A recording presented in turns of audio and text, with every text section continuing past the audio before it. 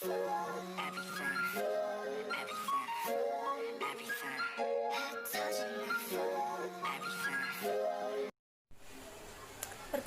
nama saya Hidayah Septianingsih dari kelas 11 MIPA 3. Di sini saya akan menjelaskan mengenai kebudayaan Lombok.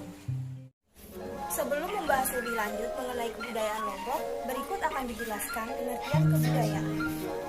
Apa sih sebenarnya kebudayaan itu? Kebudayaan berasal dari bahasa Sanskerta, yaitu budi atau akal.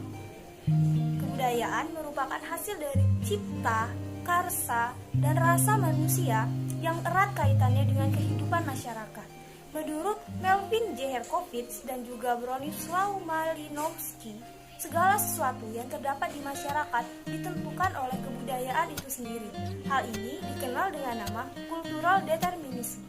2. Pengaruh faktor geografis terhadap keberagaman budaya di Indonesia.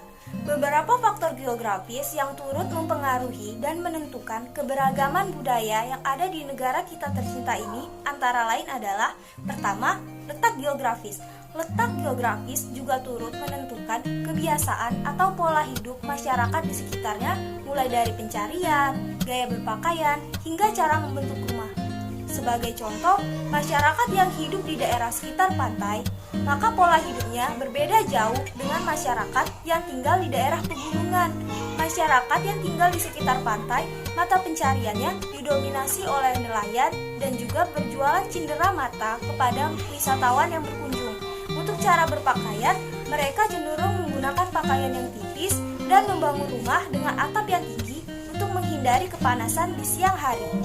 Sedangkan hal ini berkebalikan dengan masyarakat yang tinggal di daerah pegunungan yang beriklim dingin dan tanahnya subur, cocok untuk ditanami sayur-sayuran dan buah-buahan. Untuk cara berpakaian, mereka cenderung memakai pakaian yang tebal dan membangun rumah dengan atap yang pendek untuk menghindari kedinginan. 3. Persebaran keragaman budaya di Indonesia. Indonesia terdiri dari ribuan pulau yang tentunya memiliki beragam kebudayaan. Sebagai salah satu contoh adalah Indonesia memiliki lebih dari 1.300 suku bangsa serta lebih dari 1.100 bahasa daerah yang tersebar meluas di wilayah Indonesia. Beberapa contoh rumpun bahasa besar yang ada di Indonesia antara lain adalah: pertama, rumpun Melayu Polinesia Barat yang tersebar di wilayah Sumatera, Jawa, Kalimantan, Sulawesi, Lombok, dan Sumbawa bagian barat. Rumpun besar yang kedua adalah Melayu Polinesia Tengah yang tersebar di wilayah Sunda Kecil dan juga Sumbawa bagian timur. Rumpun besar ketiga adalah Halmahera dan Papua. 4. Pembentukan kebudayaan lokal Lombok. Lombok adalah salah satu pulau di Indonesia yang berdampingan dengan pulau-pulau lainnya.